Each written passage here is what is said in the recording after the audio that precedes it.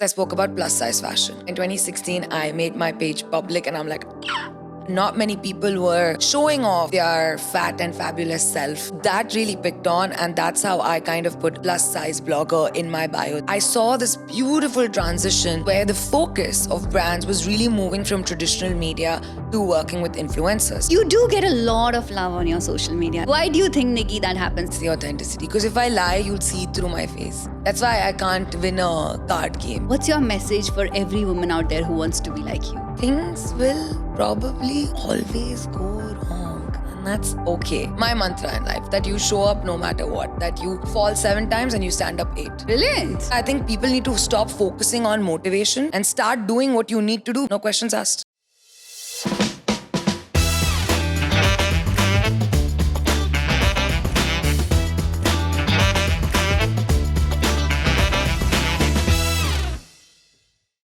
Welcome to Women of Wonder by Reema Mahajan, or Wow Women as we lovingly call it. This is our initiative to bring to you stories of empowered and ambitious women so that we can all take inspiration from their journeys. My guest today embodies transformation in every sense of the word. From her incredible journey in the social media world to her awe-inspiring physical transformation to founding a venture which inspires many in the social media industry, please welcome Miss Nikita Phulwani. Thank you. Very, very happy and thrilled to have you on our show today. Thank you so much for taking out the time, Niggi. Pleasure is mine. Niggi, you are an inspiration to a lot of us in every sense. As a person, as a human being, as a motivator, as an influencer, as a physical transformation also. I would love to understand, how did the social media world and how did your journey of being an influencer start? I was someone who was super duper particular about having a page on private. I would think that showing my life publicly was absolutely no-go. In 2016, I kind of, left my job, and I would always get people asking me, where can we go if we want to do this? And where can we go if we want to do that? Oh, I want to host a baby shower. I want to do this. And I think I was the go-to person, because one of the key things that I wanted to do in life was to be the first one to try anything new. So I'm like, hey, why don't I start talking about it? And initially, in 2016, my plan was to talk about the it places to go to, okay? From a food perspective, from a party enjoyment perspective. And I still remember in 2016, I made my page public and I'm like, oh my God. And then I just started posting about different things. I posted about food, I posted about fashion, I posted about beauty, I posted about cool things happening. And the only thing, or the thing that most resonated with people, was fashion, because I spoke about plus size fashion. Back then, I think I was anywhere between size 16 to 18, and not many people were showing off their fat and fabulous self at the time. So that really picked on, and that's how I kind of put plus size blogger in my bio then. And that's how the journey of influencing, if you may want to say, started. So from influencing to hiring influencers, how did By Niggi come into being? By Niggi is my baby. It's my business. We started off as an influencer marketing agency. To give you a little context of my career, I've been in the industry of PR and communication since my very first internship. Now, when you say words like PR, the first thing that comes to your mind is traditional media, which is newspapers, radio, etc. However, when I was in my job, I saw this beautiful transition through 2013 to 2016, which is where the focus of brands was really moving from traditional media to working with influencers. That's also because eyeballs and traffic and consumers and viewership was going towards, social media. And I just found my interest, there. And I think I just developed way better connections with influencers versus, let's say, journalists. And that's how, one project, two project, etc. It just rolled on. And that's how I kind of founded, By Niggi, which is, I was doing so much work when I was constantly hiring, influencers for brands or curating events for smaller brands where influencers were invited, that, it led to the birth of my baby, my By Niggi. So how old is your baby now? How many years Wow, now? when you put it like that, 5 years and 6 months. Oh, brilliant. So 5.5 years of By Niggi. Yes. When you started, what were the challenges you faced? I think figuring it all out, right? Because I started off in a very strange way. I started off because VAT came into place and I had to kind of legalize and formalize, the company. And that's how I started, even though I was doing, all of it anyway before. But I'm so glad that I got that push to kind of put the papers in. Otherwise, you will never feel like you're ready. right? So yeah, that's how it started. And I think my challenges were definitely like age. Did people tell you you're too young? Why would we hire you, right? Why would you know? Like, what would you know?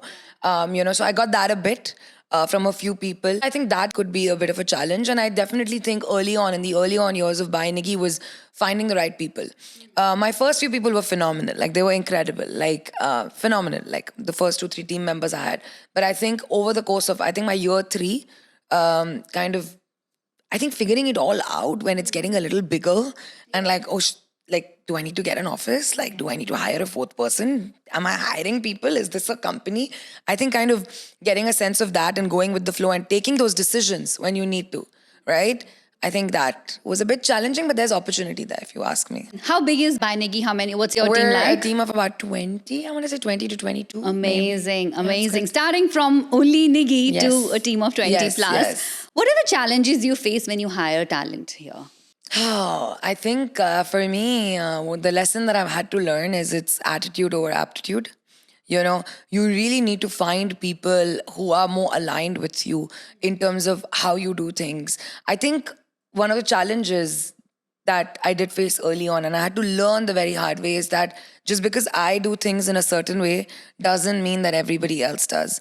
Everyone's ethics, everyone's backgrounds, everyone's ways of doing things is different. And that's why today, one of the key things that I tell everyone and anyone who's trying to hire someone is find someone who feels more aligned with you, aligned with your vision, aligned with your ways of working, aligned with things that you stand by, and is aligned with your non-negotiables. Like, these are things that you do not touch. You cannot mess with me when it comes to A, B, C, D. Because if you do, you're out. So yeah, I think. And what are the little things that you do in the By Niggi office to inspire the culture? I think I love our culture.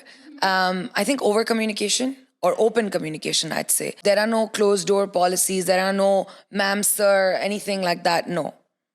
That is number 1.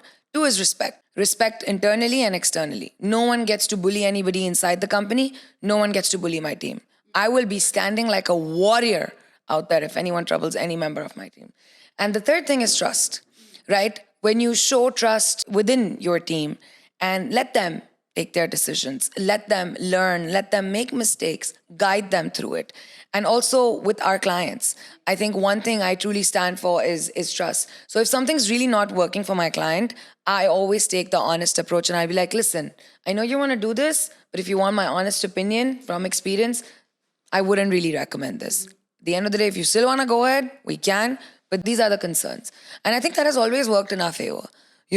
Being transparent, being honest, being ethical about what you truly think about, what either your client is trying to do, what your team member is trying to do. But yeah, to answer your question, these are a few things that I do to make sure that the culture is calm, it's collaborative and not competitive. Brilliant. And that's a brilliant culture which every company should look up to.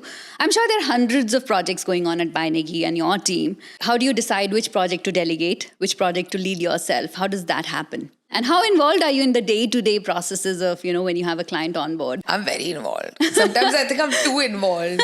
I should really be less involved because sometimes I can become the bottleneck, which is what I hate. I try to pick on the passions of my team members, right? If I've seen that someone's really passionate about Bollywood, I'll be like, hey, listen, we've got a Bollywood project. Why don't you join in? Or, I'll be like, oh my God, guys, we got a pitch from this shoe brand. And like, whoever's eyes I see sparkle the most, I'll be like, listen, do you want to do this? And this person will be like, yeah, I'd love to. So I really like to keep my team's interests in mind and try to do as much as, I can, because it just, like, I know when I'm really passionate about Bollywood, right? A bit too much. So if there's any project that comes, within that space, you'll see me going like, I don't care, I'll do it. Like, or I still remember, I'm really passionate about fitness as well. And we got this first, fitness client pitch. And I'm like, guys, I don't care. Nobody else is working on it. It's all me. And within 24 hours, I literally turned around the proposal. So yeah, I think you kind of pick on these passion points when you spend so much time with your team. And then that's how I delegate. That's brilliant. That's brilliant. So getting the best out of your team through. Why not, right? Absolutely. So you've worked from fashion to fitness to Bollywood. If you look back on your journey of more than 5 years, which one has been your favorite project? And you look like, oh, I did it. I think one that was a different kind of special was definitely working on the Hindu temple project. We were fortunate enough to work on the PR for the Hindu temple when it launched last year. And we definitely got a specialist on board to support us because it was a good scale project and we had a lot of international media and local media cover it. I don't know, it touched my heart in, so many different ways. And I don't know, my parents were a whole new level of proud. I think that definitely has got to be one project that just felt very calming and very good inside because it's bringing our culture closer to people. I mean, honestly, UAE is amazing, right? Like they're so accepting, they're so tolerating, and like they're brilliant. Like UAE is home for me. I'm born and raised here. I'm Indian, but I'm born and raised here, and UAE is home. So in a country like this, to work on a project like this, which has so much significance, we were really fortunate to, get that. So definitely that's got to be one of my special projects. And then, like I said, I'm very passionate about Bollywood. So any of the projects that I've done, be it, when I was working with Kajol, with Badshah, with Masaba, I think Masaba's launch that we worked on last year was also very, very special. It sparks a different chord in me, I'm hoping that the next thing that makes me want to go, like, this thing is related to health and fitness, because that also gets my eyes sparkling like in a different way. But yeah. Talking about health and fitness, now that you just touched on it, you have a transformation story. And I think all of us probably know about it. Much has been talked about it, right? How did it feel from being plus size to, a fashion icon today? How's the journey been? Yeah, I think I love both those personas. Definitely this one more, purely because of health. Like, looking and wearing clothes and accepting your body is one thing in either sizes, be it 24 or 14. But being healthy is just a whole new level. It's a game changer. It's a game changer. It's a reliever. My parents are proud. I am stress-free when I go visit the doctors. It is something else. So, yes, the transition was something very different. I had love then, but the love I have right now is through the roof. Right? But as a human, as a person, I definitely want to be a bigger advocate of this lifestyle because it's the way of life. Absolutely. It's the way of life. But going back to when you were plus size, did you ever face online bullying? Did people come and leave very negative comments on your page? And how did you deal with that? To be honest with you, I would get comments like, have you heard of the gym? Have you heard of words like fitness? I used to have people like, there were some people who would meet me and their number one question, not, I don't like, if I see you, Reema, I'd be like, hi, how are you? But some people would be like, hi, burger khaya? Hi, did you eat? So bullying was, online and offline. And I think I got so used to it, which is such a sad thing if you think about it. I didn't get that much hate, to be honest with you, but the little that I would, or if anyone would call me like moti or whatever it is, I was like, I'm fat, to bhi kya, like whatever. I would just turn a deaf ear to it. I would just be like, I would literally turn a deaf ear to it. It takes a lot of mental strength because somewhere or the other, they tend to influence you, right? Somewhere or the other, you would think about it at some point. Somewhere or the other, you will envy a nice fashion dress and say, maybe I would fit into it. You know what's funny? Two things there, right? I never only took inspiration from plus size models or actresses. If I liked something on Sonam Kapoor, I still remember she wore this Anita Dongre outfit. I got the same one made for my cousin's wedding. I looked completely different, okay? But I got it. So I feel like when it came to inspiration for fashion as a plus size person, I took it from whoever I could. Like if I like something, and that's what I was known for, that no matter how big she is, no matter what she is, she wants to wear a lehenga, she will. She wants to wear a crop top, she will. Now whether I looked good or not is a different story. Yeah, I think it would have, right? Even though I say that I was living in denial, but if you ask me, I can clearly list out, like I still remember the words that were said to me. It may have left some impression somewhere. But like, honestly, like even as a plus size person, I had a lot more love. Like online, I'd say I probably get funny comments now. But back then, like I think I had way more love because I think, the plus size community would be happy and proud that there is little representation. So you do get a lot of love on your social media, right? Why do you think, Niggi, that happens? Is that authenticity? Is that your craft of telling the story? I think it's the authenticity. Because if I lie, you'll see through my face. That's why I can't win a card game. Like, you'll see. Sometimes, like, I'll sit and I won't say anything. I'll make faces and you'll know what I'm thinking. Over-expressive.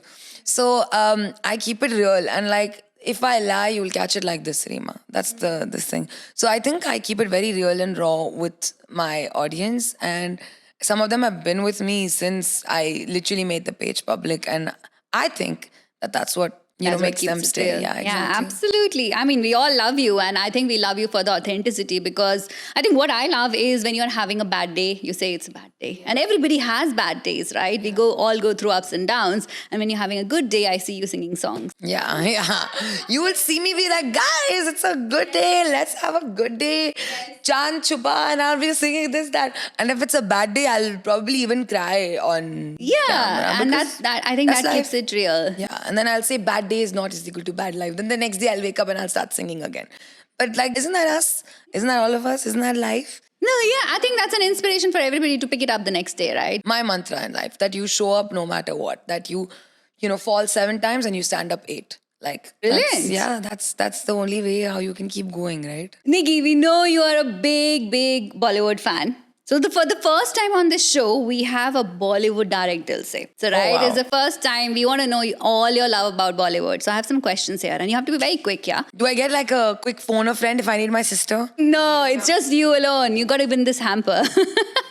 All right, favorite Bollywood actor and actress. Hello, Shah Rukh Khan and Deepika Padukone. No questions there. A Bollywood movie you can quote line by line. K3G. K3G. The most overrated Bollywood movie in your opinion. I don't know. I can't. I don't. Maybe some of the. I can't think of anyone. Sorry. Overrated. Like, I don't know these movies like Black and all. Yeah. I don't see them. I don't know. I've never seen it. I won't see Lagan. I haven't seen Lagan. You haven't seen Lagan? I haven't seen Lagan. I've seen Lagan 3 times. It's good. It's not overrated. I think it's overrated. I think Amir Khan is not overrated. I think Amir Khan is overrated. No, I know. We all love the Khans, right? It's Shah Rukh Khan, Amir No, we Khan. love Shah Rukh. What about Salman Khan? Shah Rukh is the only Khan. That's the only Khan we care about. Shah Rukh. Only Shah Rukh. I love you. No, but I think Lagan, I don't know, for me, Lagan is a bit overrated, even though I haven't seen it. But Yeah. I don't think I ever would. You would never watch Lagan? Have you not seen like the Mitwa song 10 times dancing on it? I have. The song and all I've seen. Maybe I've danced to it also, but I won't. I don't think I'll ever see Lagan. I'll get a lot of hate for this. Indians will be offended.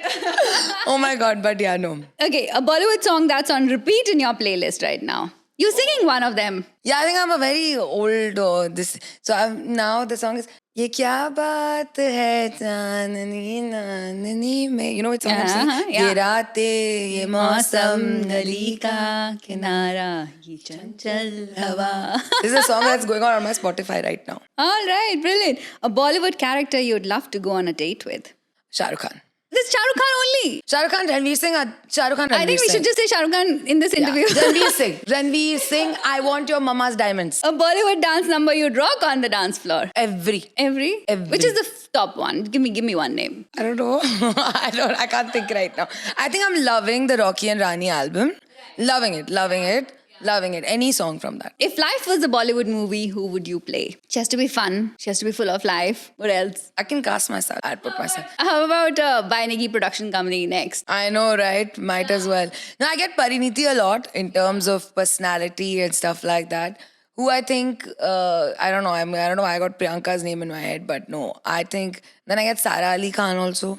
But I don't like her sense of style right now. Maybe I shouldn't say this, but anyway. Who am I to comment? But yeah, maybe Pariniti, I don't know. All right.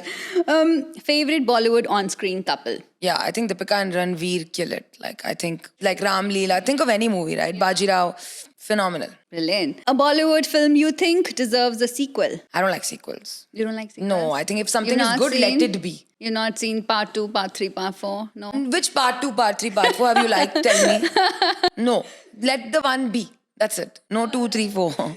Your go-to Bollywood movie for a girls' night in with your sister? Because I see her reviewing movies with you very often. Yeah. I think we can watch Rehna Hai Tere Dil Mein, Dil Chahta Hai, all these anytime, honestly speaking. Avara Pagal Deewana. Oh my God. Do you know Avara Pagal Deewana? No, I haven't watched. You haven't watched Chatri Varo. Does anybody know? Please guys, somebody tell her she needs to watch Guru Gulab Khatri. Oh my God, I'm gonna. I haven't seen that one. Dil Chahta I've watched many times. Yeah, K3G I've watched. Yeah. DDLJ is also nice. DDLG was like my growing up movie. What about Welcome? I've seen Welcome. Le lo. Yeah, these are the movies that I watch when you don't want to use your brain and you just. That's like a Salman Khan movie for me. Like you just walk in and you don't have to use your brain. You leave your brain at home, then let the movie roll. Salman Khan fans are gonna come at you for this. Good luck. All right. Which Bollywood celebrity do you think would be super fun to hang out with? I think Ranveer Singh. He'd be so fun. I think he's super full of energy, isn't it? I've heard he roams around with a speaker behind him. There's a guy who takes a speaker and goes behind Ranveer Singh. I want this guy in my life. Can you imagine? Yeah, I think Ranveer would be really fun. I think Arjun Kapoor would also be really fun. That's why he's friends with everybody. Yeah, You that's know, possibly, yes. Probably one of them. Brilliant. And finally, if you could ask one question to your favorite Bollywood star, what are you going to ask Shah Rukh Khan? I think I've seen so many videos of Shah Rukh giving so much gyan that I think I know how his brain works. But I think it would be interesting to know how someone like him, build that mindset of like, I don't compete with anyone, or what does someone like him do on his lowest days? Because I'm sure he has them as well, right? I think it'd be interesting. Or how does he unwind? I don't know.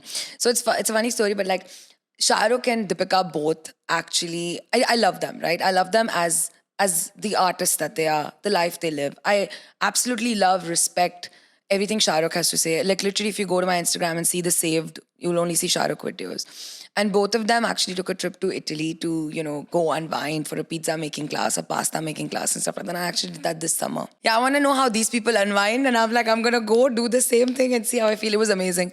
But no, I think to understand how someone like him, who's constantly in the limelight, judged for every move, whether his hair is up, his hair is down, how does someone like, that deal with, any low moment? And we all have low moments, right? That's human, or how do you bring, I think something like that maybe. Brilliant. Well, that's amazing. You deserve this hamper. Thank you. It's brilliant. It's yours to take home. I thought you were going to say I deserve Shah Rukh, but it's fine. Yeah. I'm just kidding. Shah Rukh we all love, so we got to share. Yeah. Okay, fine. Right. Well, congratulations and thank you, Niggi. You've done a brilliant job at our, Direct Dil Se round. And this is a little hamper from us. It's called the Empowered and Ambitious Hamper. And the reason we call it is everything on this hamper comes from the community. That's amazing. Right from this oils to the candles to the mugs to the hamper decoration is done by a women entrepreneur from the IWD community. That's amazing. So when we say women supporting women, we try and bring it in our show. Thank you so much. It's my honor to receive this. Absolutely. Thank so you can you. keep it and you can take it home. Oh, yay. Brilliant. So something we were talking about, Niggi, was solo trips, right? And I've seen you've done a couple of them now. 3.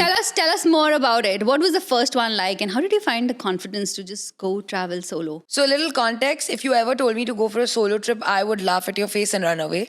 I am someone who needed a couple of people always with her. Last year, I think I just needed to get out and no one else's schedule was, I think, matching mine. And not just that, I think I'd heard so much about solo trips. I'm like, you know what? You just got to do it, right? So last year in September, I chose to go to Amsterdam. Now, why did I choose to go to Amsterdam? Number one, I had already been there before, so there was a bit of familiarity. So I was not completely throwing myself into, the unknown. 2, language isn't really a barrier there. 3, no matter what you want to do, you want to party all night, you want to go shop, you want to eat well, you want to visit museums, there's something for everyone, right? So because of that, I chose Amsterdam and I had the best time of my life. I had the best time of my life. I was very nervous. I think I was most nervous to ask people to take my videos. Lol. You have to be a content creator when you're traveling.